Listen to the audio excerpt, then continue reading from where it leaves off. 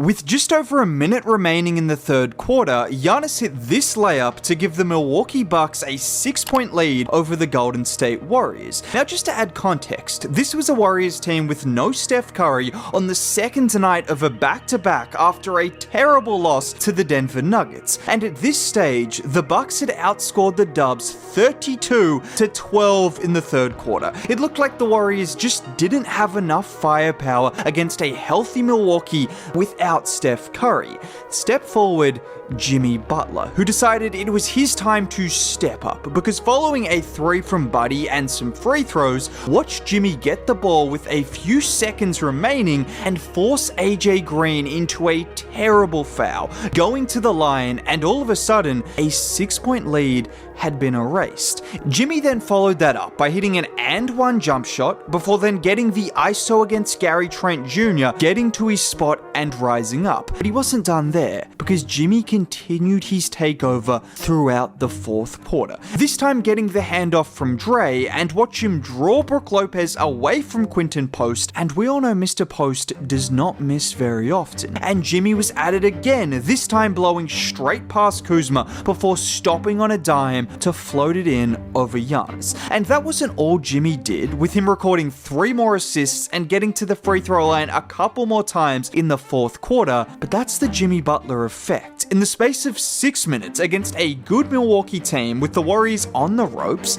Jimmy Butler took over, playmaking, scoring, defending, and helping will the Dubs to a victory that no one expected. And this right here is why you trade for Jimmy Butler. This is a team that now has a second superstar who can go off for 24 points, 8 rebounds, and 10 assists. And I know we've all thought the same thing at times. Jimmy is amazing, but why isn't he taking more shots? Well, it's because he didn't need to the first month. As a Warrior, he was happy playmaking and taking a back seat, allowing the likes of Moses Moody, Quinton Post, Steph Curry to all benefit from his playmaking. But that doesn't mean we forget how good he is as a scorer, and he reminded everyone this just a few days ago. When it's my time, you'll know it's my time. Until then, I'm going to pass the ball to the open man, get my guys some jumpers, get them out in transition, and we're gonna keep winning. Well, it was Jimmy's turn without Steph Curry in the lineup, and he did not disappoint. But before we talk more about Jimmy or Pods or even Buddy, who all stepped up offensively, the Warriors do not come close to winning this game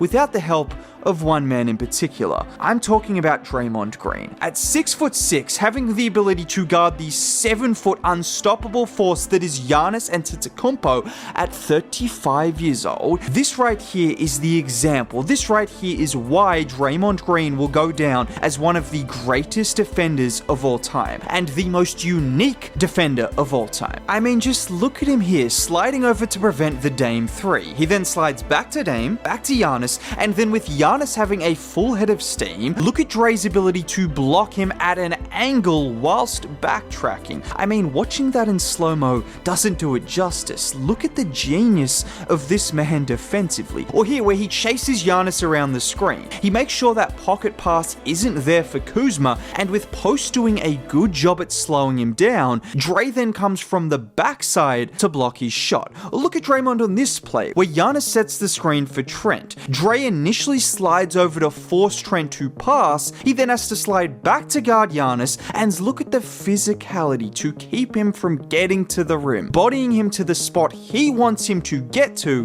which is the turnaround midi, and it's a miss. And with Draymond guarding Giannis, he shot 0 of 7 from the field. He didn't make a single field goal in the fourth quarter, and any time it looked like he might have had a chance to score an easy bucket, Draymond made sure to foul him, which some people might not consider as great defense, but given Giannis's free throw ability and how often he can finish through contact, limiting him to just free throws and not and-one opportunities or easy buckets at the rim, that is great defense, and that's what forces him into those kind of jump shots that if you're the Warriors, you live with. And just because he's Draymond, he can do all of this and then switch on to Kevin Porter Jr. and block his 3-point jump shot. That is what you call guarding 1 through 5. That is what you call 35-year-old Draymond putting on a masterclass against one of the best, most unstoppable players in the NBA who has 5 inches on him, and Draymond has no right to be able to stop him. But we know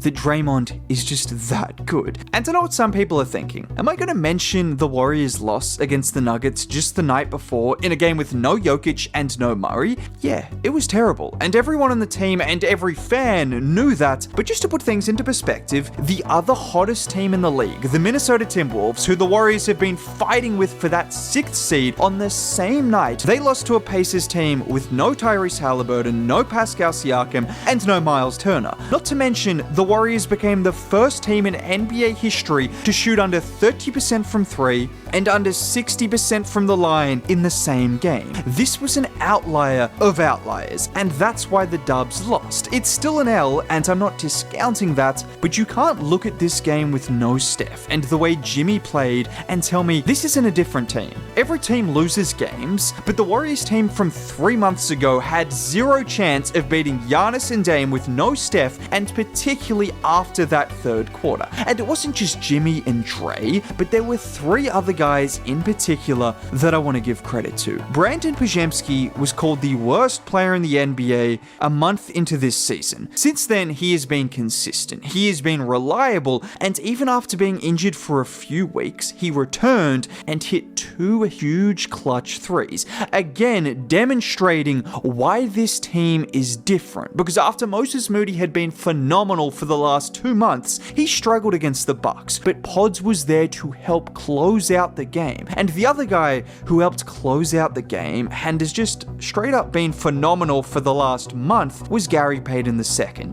Is he just a reliable 3-point shooter now? Is he just someone that you can throw the ball to in the corner no matter the situation and he is going to knock it down? Because that's what it seems like for GP2. Not to mention the defensive energy is up, he's finishing around the rim, which I cannot give enough credit to. His push shots, his floaters, his hook shots, they call him the little big man for a reason. GP2's resurgence is something that should not be overlooked, and there are numerous games over the last month that the Dubs don't win without GP2. They also don't win it without Quinton Post.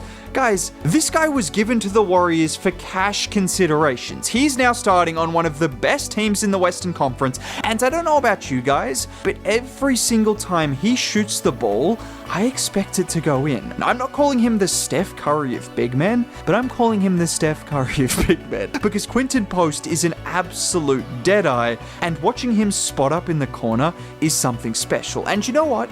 I did make a video about Draymond Green's defense on the Golden State Warriors channel a couple of weeks ago, which you might have already heard me talking about, but I just thought after this performance, if you haven't seen that video, this is the best advertisement for watching that, because Draymond Green is one of a kind. If you enjoyed this video, consider dropping a like, subscribing to the channel would be cool. Most importantly, have a great day.